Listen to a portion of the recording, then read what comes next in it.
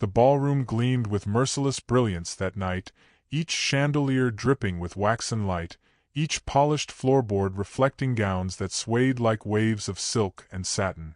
London's high society had assembled under that ceiling of glass and gilt to witness the introduction of a new marchioness, and if the air appeared perfumed with roses and lilacs, it was thick instead with curiosity sharpened to cruelty.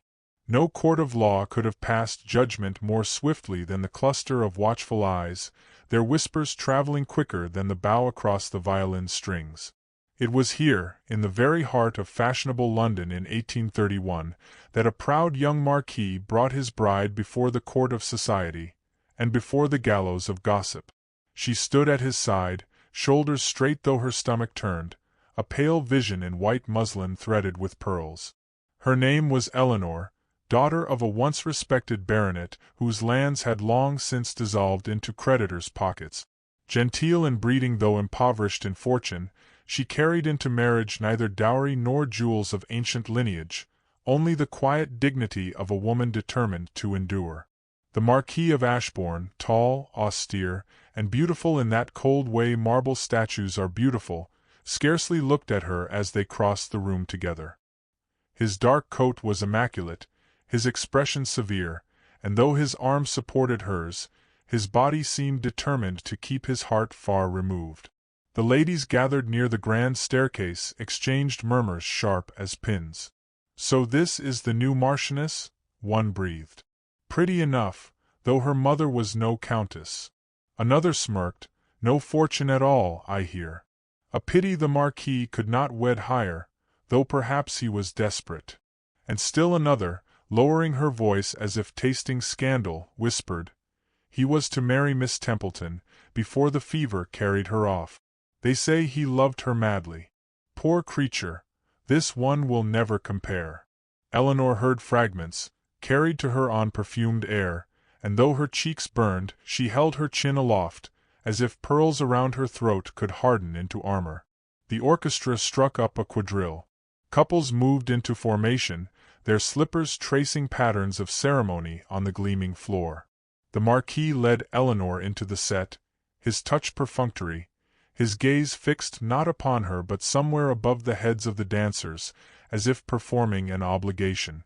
Each step she matched with quiet precision, though her heart hammered with shame at the stiffness between them. When at last the figures ended and polite applause fluttered from the gallery, he guided her aside, away from the lights into a recess curtained with crimson velvet. It was there, in the half-shadow, that he turned to her with eyes of steel. "You will never be my true wife," he said. His voice was low, not raised for the assembly, but edged with finality, as though he were pronouncing sentence. The words struck harder than any public slight. She felt them burn into her chest, felt them reverberate with the certainty of a vow unbreakable. Her lips parted, yet no reply would come. She searched his face for some trace of compassion, but his gaze was as distant as the stars above Mayfair. He meant not cruelty, perhaps, merely truth spoken by a man chained to a memory. Yet truth can cut more deeply than malice, and she knew then she was to live beside a husband who regarded her not as companion but as necessity, a signature bound by duty and little else. A rustle at the curtain's edge betrayed that they were not alone. Some curious guest had lingered near enough to hear. By morning, those words, his words, would coil like smoke through the drawing-rooms of London. Eleanor, pale as porcelain, summoned every ounce of composure she possessed, inclined her head as though his remark were of no consequence, and returned to the crowd upon his arm. Yet she felt her spine stiffen under the invisible weight of speculation. Society had been handed its morsel of cruelty, and it would feast upon it with relish. The evening passed in a blur. Gentlemen bowed, ladies curtsied, and conversation sparkled with the brittle laughter of those who measured value in bloodlines and guineas. Eleanor smiled with careful grace, concealing the storm that raged beneath. She had been schooled from childhood to endure genteel poverty with dignity, to hide frayed hems beneath careful stitching, to drink weak tea as though it were costly Madeira.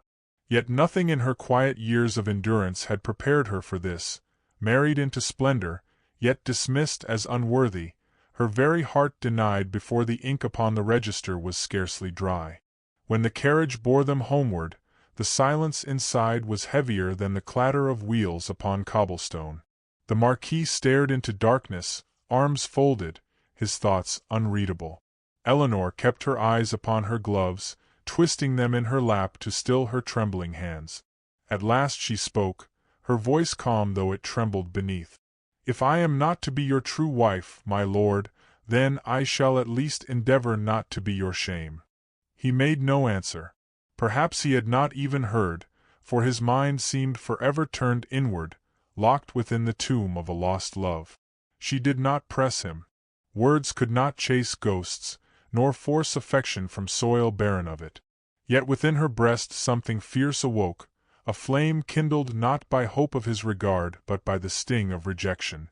If she could not be beloved, she would be respected. If not cherished, then indispensable. She vowed that night, as the carriage rolled through the fog toward Ashbourne House, that she would not fade into the role of a forgotten consort, waiting prettily for scraps of attention. The house loomed at last, vast and cold in the moonlight, its stone walls rising like a fortress of pride. Servants bowed as they entered, their eyes curious, discreetly lowered. Eleanor ascended the grand staircase with quiet steps, her gown whispering along the carpet. Behind her, the Marquis lingered in the hall, speaking in curt tones to his steward. She did not pause for him. In her chamber, she unpinned her pearls and laid them upon the table with trembling fingers, staring at her reflection in the gilt-framed mirror. Pale cheeks, dark eyes, lips pressed in determination. A woman marked by shame, yes, but not conquered by it. She pressed her palms flat upon the table and whispered to her reflection, "If he will not give me his heart, then I must claim my place another way." Her voice was scarcely audible, but the conviction in it echoed. Outside, the city slept beneath a mantle of mist, oblivious to the vow borne in silence. And so the first night of her marriage ended not in tears, but in resolve. She had been wounded, certainly, humiliated in the very moment when she should have been adorned with joy. Yet humiliation, like iron, can temper the soul when set against the flame. Eleanor's spirit, though bruised, refused to bend. She would endure whispers, endure his coldness, endure all of society's scorn if she must. But she would not live as a shadow in her own life. The Marquis had drawn his line in marble, she would carve hers in steel. The curtain of night closed around Ashbourne House, and within it lay two figures bound by law yet divided by grief, pride, and silence. He, haunted by a love lost to the grave. She, ignited by a determination born of rejection. Neither could guess how the path before them would twist, or how dignity and devotion would one day transform disdain into something far greater. For now, the echo of his words lingered in her ears like a tolling bell, "You will never be my true wife." It was both a wound and a summons, and Eleanor vowed that she would answer it. The days that followed their first introduction to society were marked by a silence more eloquent than words. Within the halls of Ashbourne House in London and later at the ancestral seat in the countryside, the Marquis and his new Marchioness lived in a state of practiced distance, a marriage of necessity executed with impeccable politeness but stripped of tenderness. He was courteous when observed, cold when alone. She was graceful under scrutiny, yet behind closed doors she felt the hollow ache of invisibility. If her humiliation in the ballroom had been a wound, the weeks that followed pressed salt upon it, for she discovered that neglect could sting more deeply than disdain. The estate to which she was now mistress bore the grandeur of centuries past, but beneath its gilded veneer lay cracks no candlelight could conceal. Ashbourne Manor rose from the countryside like a fortress of history, its towers proud, its gardens broad, but the air inside carried an echo of decline. The tapestries that once boasted vivid hunts and tournaments had faded into dull threads, the roofs of tenant cottages leaked in autumn rains, the once plentiful cellars were sparsely stocked. Servants murmured discreetly about bills unpaid, and merchants grew hesitant to extend further credit. Eleanor soon understood what London whispers had only hinted, that her marriage was not born of romance, nor even of mere pride, but of survival. The Marquis had wed her not for affection but because an heir to fortune could not be secured. He required a wife to uphold appearances while his heritage trembled beneath debt. Yet where he saw a burden, she saw a challenge. Her childhood had taught her the quiet art of endurance. She had watched her father's estate collapse beneath poor management, had seen creditors strip her home of silver and horses, had tasted the humiliation of polite charity extended by distant cousins. Those years had taught her economy, discretion, and the ability to listen when others overlook. It was with that same skill she began to move through the estate, unremarked by her husband, unacknowledged by society, yet keenly observed by those whose lives depended upon Ashbourne's stability. She visited the tenants under pretext of simple civility, listening to their concerns with a patience rarely granted by nobility. Children clung to her skirts, eyes wide with hunger. Mothers confided their fears of winter shortages. Eleanor did not merely offer sympathy, she quietly distributed what she could. A loaf of bread set aside from the manor's kitchen, medicines ordered in discreet packets under her own name, warm shawls stitched from her own neglected trousseau. To the villagers, she became a figure of solace, though whispers of impropriety trailed behind. A marchioness was not expected to walk lanes alone, nor to speak earnestly with tenants as though they were companions rather than dependents. Still, she pressed forward, convinced that dignity was not diminished by kindness. Her boldest step came when she discovered the ledgers in the steward's office. Rows of figures spoke more clearly than any whispered gossip. Debts spiraling, rents unpaid, creditors threatening to seize crops. The steward, gray-haired and loyal, sighed as he explained that the Marquis had little patience for accounts and had taken to leaving such matters untended. Eleanor studied the books by candlelight, her brow furrowed, her fingers smudged with ink. She remembered the lessons of her father's downfall and saw patterns repeating. Resolving not to watch history devour another estate, she began drafting letters in her husband's name, requests for extended terms, negotiations for lower rates, bargains struck with merchants who remembered her father's honesty. Her handwriting was steady, her tone measured, her seal pressed discreetly into wax. None suspected the hand of the Marchioness. It was inevitable, however, that her quiet endeavors would rouse comment. One afternoon she was seen speaking earnestly with a local merchant in the village square, her carriage left conspicuously unattended, her veil lifted to show her face. Though the matter was simple, arrangements for grain delivery, it was enough to ignite whispers. By evening, drawing-rooms hummed with insinuations, the Marchioness of Ashbourne consorting with tradesmen, lowering herself in unbecoming ways. One guest at a neighboring dinner went so far as to suggest she took pleasure in company beneath her rank, a remark delivered with malicious sweetness while the Marquis sat brooding at the far end of the table. He confronted her the following evening. The storm had gathered in him all day, until at last it broke in the library where she bent over her papers. His voice was measured but edged with iron.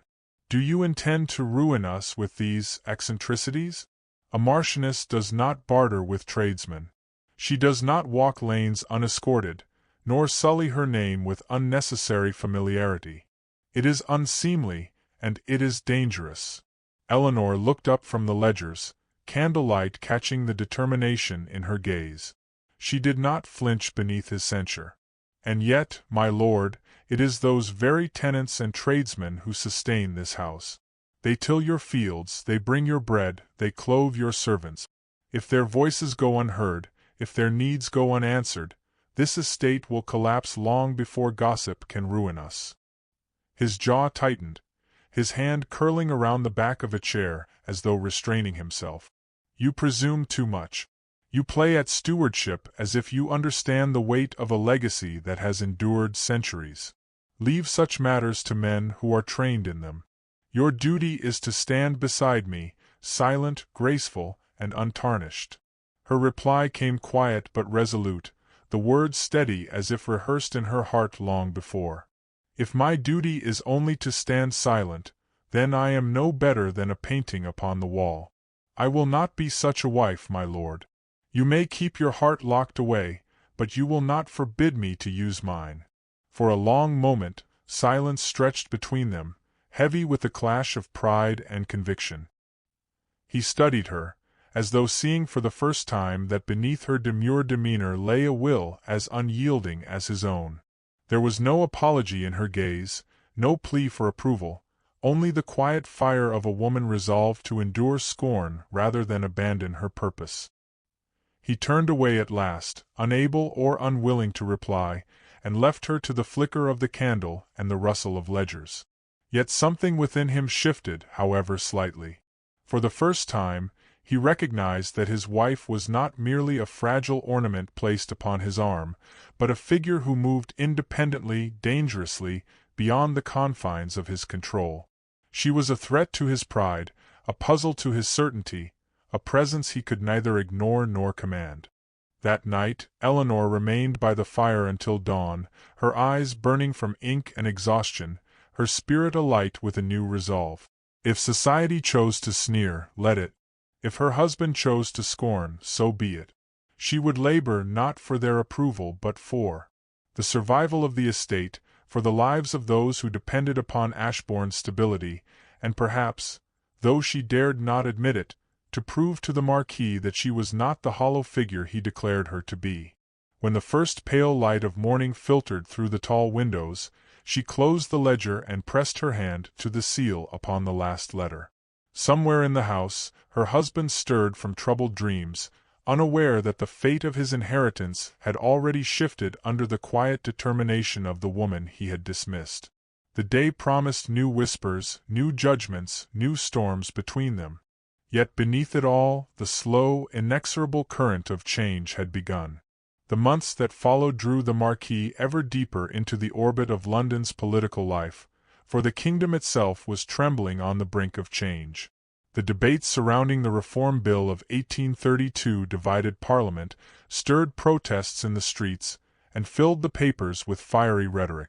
To him, these matters were an escape. Long days spent in the Commons or the clubrooms, nights returning late, his temper sharpened by arguments that had little to do with hearth or home. To Eleanor, they were reminders of how little her presence mattered to him, for he would sooner surrender to the rancor of political men than to the gentleness of her company. Yet she, too, found her attention drawn to the murmurs of reform. The wives of gentlemen gathered often in parlors or over tea, their tongues weaving between gossip and politics. Eleanor, initially hesitant, began to speak with quiet conviction, lending her voice to the conversation in ways that startled the others. Where one lady scoffed at the notion of enfranchising the middle class, Eleanor countered with reasoned argument, recalling what she had seen in the villages: tenants with no voice, farmers burdened by rents they could not pay, children who carried hunger in their eyes. Some ladies frowned at her boldness, others shifted uneasily, yet one or two listened with curiosity. Though she left these gatherings often with whispers trailing behind her, she felt less alone, less invisible, for she was using her mind and her compassion rather than burying both under silence. The Marquis heard of her speeches indirectly, through the venom of society's tongues. He returned one evening with storm in his eyes, the air about him sharp as steel. She was in the library again, surrounded by papers and letters, the fire casting a warm glow upon her face. He halted in the doorway, watching her with a mixture of anger and reluctant fascination, as though she were an unruly star that refused to orbit his command. "You presume upon your position, madam," he said at last, his voice taut. "It has reached me that you hold court among ladies who mistake gossip for governance. You forget yourself when you speak as if politics were your sphere." Eleanor did not startle. She lifted her gaze, calm yet fierce. "I forget nothing, my lord. I know well enough that I hold no vote, nor do I sit among your debates. But if I see suffering, am I to remain silent merely to soothe the pride of those who would rather not be reminded? I will not trade honesty for the false dignity of silence." He advanced into the room, the storm in him rising. "You speak as though you know what it is to bear the weight of this name, this house, this history. Do you think Ashbourne endures by sentiment? It endures by strength, by tradition, by the unyielding hand of men who carry it forward. Yet you, with your fragile sympathy, would risk all on the whims of tenants and tradesmen who owe their existence to this estate." She rose slowly, her voice steady though her heart beat fast. "If their existence depends upon the estate, then surely the estate depends upon them. You speak of legacy, my lord, but what worth has a legacy built upon crumbling stone and hungry bellies? I do not seek to diminish Ashbourne.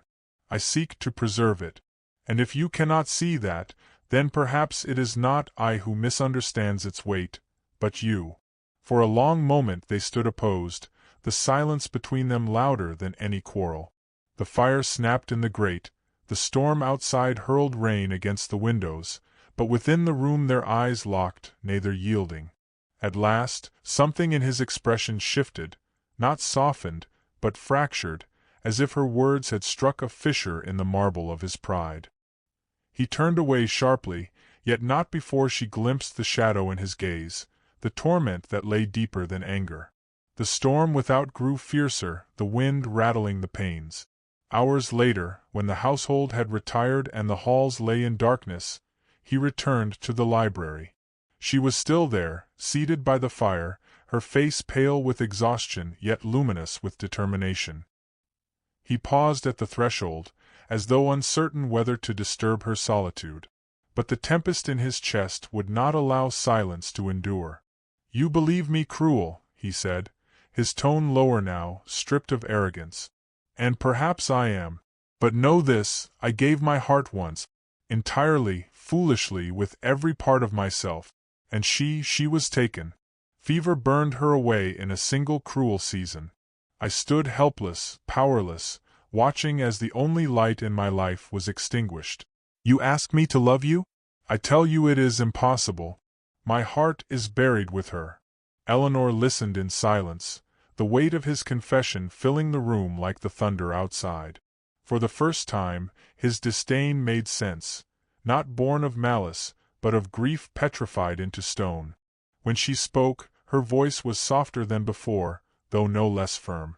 "I do not ask for your heart, my lord. I ask only that you allow me to use mine. If love is impossible, then let me at least serve where you will not. Do not cage me for fear of scandal, when scandal is already the companion of idleness. Permit me to do what I can, for if I cannot be your true wife in affection, then I shall be so in action." His breath caught, as if her words pierced through the shell he had built. For a fleeting moment, his hand lifted, hovering above hers upon the table. The firelight flickered across his face, illuminating the struggle written there, longing chained by fear, desire shackled by memory. She felt the warmth of his nearness, the possibility of something tender, something fragile.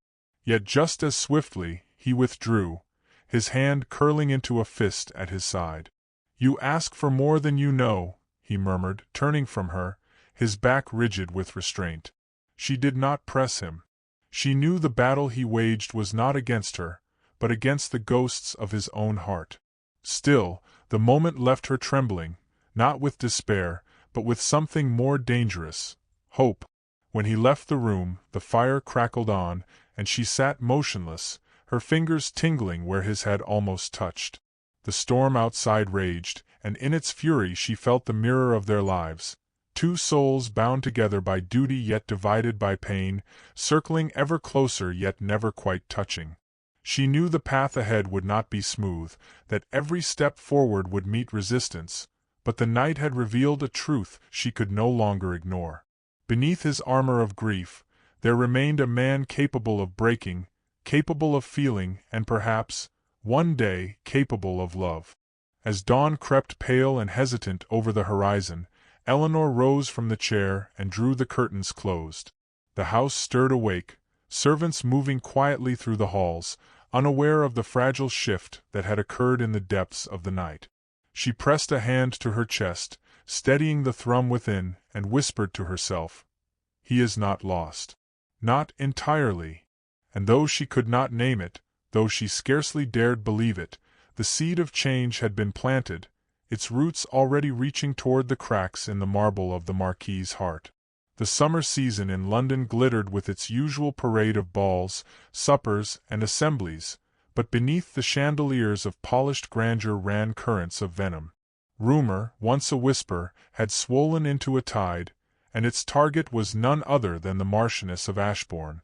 It began innocently, with murmured recollections of her walks among the tenants, her conversations with village merchants, her charitable but unorthodox gestures. Yet in the mouths of the malicious, these acts became twisted into impropriety. By midsummer, the drawing-rooms of Mayfair were alive with insinuations that the Marchioness, lonely in her husband's neglect, had sought companionship elsewhere, that she lingered in secret with a reformer sympathetic to the poor. Anonymous notes, smeared with spite, found their way into gentlemen's clubs. Newspapers hinted at scandal with phrases carefully crafted to avoid libel, yet sharp enough to tarnish. The Marquis heard it first at Brooks's, delivered in the mocking tone of a rival peer. A printed pamphlet, slyly folded, contained an insinuation about his wife and her supposed confidences with radicals. Pride, always his armor, twisted into rage. He returned home that evening with fury pent tight in his chest, demanding explanation. She stood at her writing desk when he entered, the last rays of dusk catching in her hair, her hands steady over parchment and ink. He did not pause to admire, only to accuse. "You have brought shame upon this house. Do you think I have not heard? Your name is in the mouths of every jackal in the city. Do you seek to humiliate me beyond endurance?" Eleanor lifted her gaze slowly, meeting the tempest in his eyes with a composure he did not expect. "I seek to preserve your house, not shame it. What you call humiliation, my lord, is the venom of those who despise what they cannot understand. They would rather see me idle and useless than act with purpose. Yet I have acted, and I will not repent it." His voice rose. "Acted? You call it action to sully our name? To consort with radicals and bargain with tradesmen like a common clerk? Every whisper stains not only you but me. And I cannot endure dishonor." With deliberate calm, she opened a drawer and drew forth a stack of ledgers, each page covered in her careful hand. She placed them before him on the table, the ink still smelling faintly of wax seals. "Read," she commanded softly. "See what you call dishonor. Here are the accounts of your estate, debts negotiated down, rents collected with fairness rather than cruelty, merchants who extend credit not from obligation but from trust. If society mocks me for lowering myself, then I welcome their laughter, for without these hands, this house would already be crumbling into dust." He stared at the papers, his breath caught between disbelief and dawning comprehension. The fire of his anger wavered, threatened by the weight of proof before him. He touched one ledger as if it were a strange relic, something he could scarcely believe had been wrought by his wife. "You did this?" "I did," she answered, her voice firm but not without tremor. "And I would do it again, though every whisper in London call me wanton. Better to endure their slander than to see Ashbourne fall." The silence that followed was more thunderous than any quarrel. He looked at her, truly looked, as though seeing her for the first time not as a burden forced upon him, nor as a shadow of the woman he had lost, but as a force unto herself, unyielding, clever, and brave. The realization unsettled him, cracked the marble of his pride with something dangerously close to admiration. Yet admiration alone could not quiet the scandal. Invitations began to cool, acquaintances withdrew their warmth, and when Eleanor entered a room, the air prickled with scrutiny. She knew it, felt it in every turned shoulder, every sidelong glance. Still, she chose not to retreat.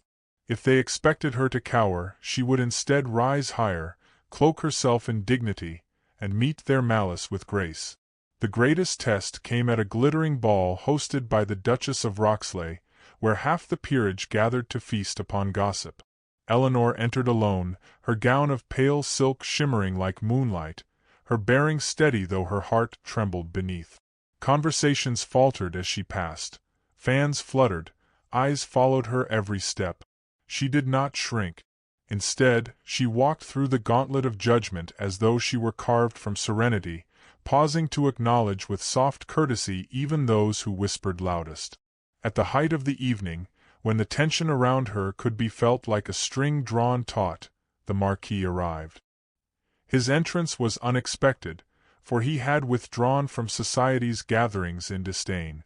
Yet there he was, tall, severe, and commanding, every eye shifting to him as he crossed the room. For a moment, silence reigned. Then, with deliberate clarity, he made his way to Eleanor's side. Without hesitation, he extended his arm. The gesture was small, yet in that charged atmosphere, it was seismic. Whispers ceased, replaced by stunned gazes. By offering her his arm publicly, he did more than acknowledge her. He declared to all that she was his wife, his partner, and his equal, not a figure to be mocked or cast aside. Eleanor, her heart fluttering with a mixture of gratitude and disbelief, placed her hand upon his arm. They walked together through the ballroom, their unity silencing even the boldest tongues. Later, in the carriage, the night pressing close around them, he broke the silence that had stretched between them for so long. His voice was low, stripped of its armor, and trembling with something raw. "I told you once that you would never be my true wife. But tonight, before all of them, I saw what I had blinded myself to. You are more than that. You are the marrow of this house. And God help me, you are the marrow of my heart." She turned to him, searching his face in the flickering lantern light. For so long she had endured his disdain, his grief, his silence. Now, at last, she saw him as he truly was, proud, wounded, yet capable of humility. Her throat tightened, her heart raced, but words failed her. She only pressed her hand lightly against his, the gesture quiet yet laden with all she could not speak. Outside, the streets of London stretched dark and endless, but within that carriage, a fragile beginning flickered into life. The wound between them had not yet healed, the ghosts of the past not yet laid to rest, but the walls had cracked. Hope entered where once there had been only pride and sorrow. And as the carriage rolled through the night, both knew that nothing would ever again be quite the same. Autumn descended upon Ashbourne with mists that curled over the fields and woodlands like the breath of some ancient spirit.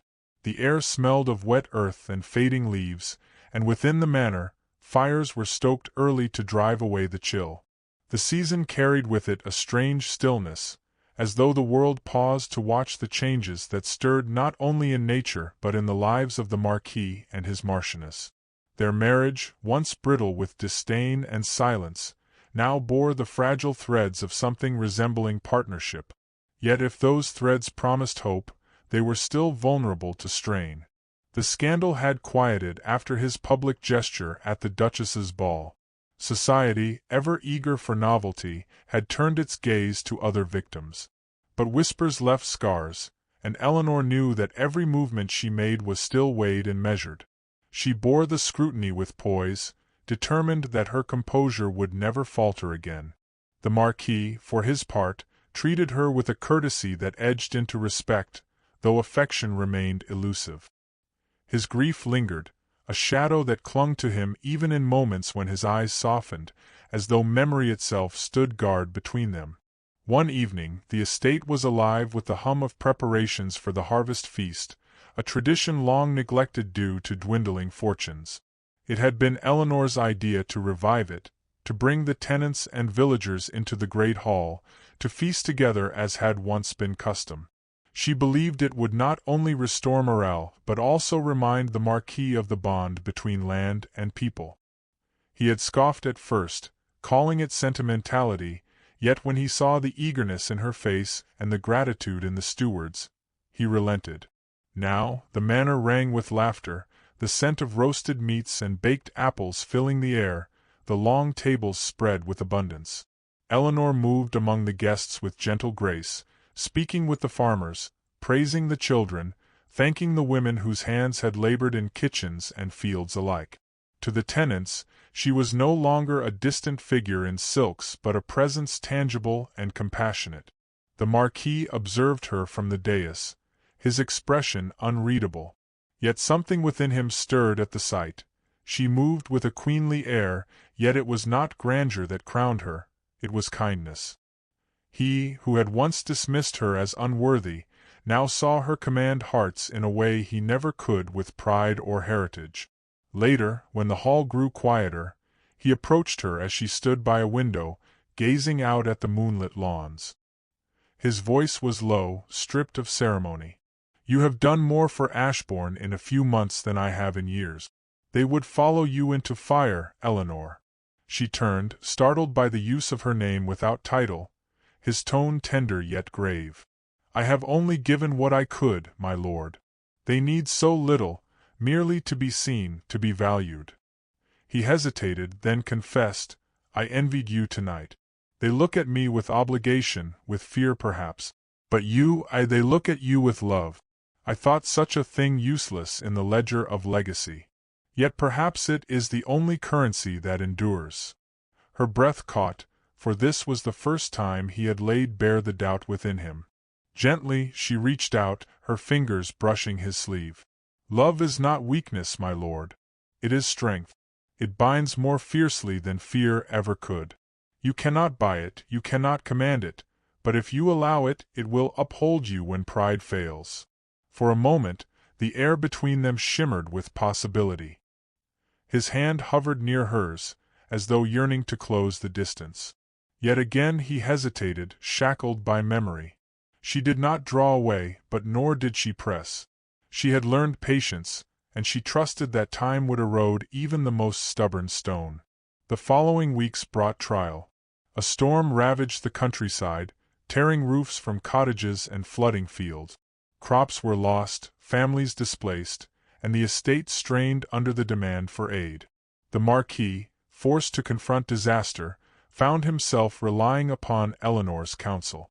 Together they organized relief, opened granaries, and dispatched men to rebuild homes. Where once he might have acted with aloof authority, he now followed her example, walking among the tenants, listening, offering his presence. At first awkward, then gradually sincere, his demeanor softened in their eyes. They saw not only their Marchioness but also their Marquis, no longer remote but present. One evening, after a long day of labor among the villagers, he returned mud-stained and weary. Eleanor met him in the hall, offering a cloth to wipe his brow. Their eyes met, and in that weary silence something shifted irrevocably. He took her hand, not briefly nor with hesitation, but firmly, as though anchoring himself. "You were right," he said simply. "Without them there is no Ashbourne. And without you, Eleanor, there is no me." Tears pricked her eyes, yet she held them back, for she wished this moment to be one of strength, not weakness. She answered softly, "Then let us build together, not as strangers bound by duty, but as partners bound by choice." The words hung in the air, sacred in their simplicity. He did not answer with speech but with a gesture long withheld. He bent and pressed his lips to her hand, reverent, trembling. It was not yet love spoken, but it was love awakened. Winter crept upon them, yet warmth had begun to bloom where once only frost had lingered. The household noticed the change, the softened glances, the shared laughter at small moments, the quiet way they now walked side by side. Society, ever fickle, began to murmur anew, this time with reluctant admiration. The scandal that had nearly ruined them transformed into a tale of resilience, a romance born not of passion at first sight but of endurance, trial, and transformation. One dawn, as snow lay fresh upon the lawns, Eleanor stood at the great window overlooking the estate. The Marquis joined her, his arm slipping around her waist without hesitation. They gazed together upon the land, silent in the hush of morning.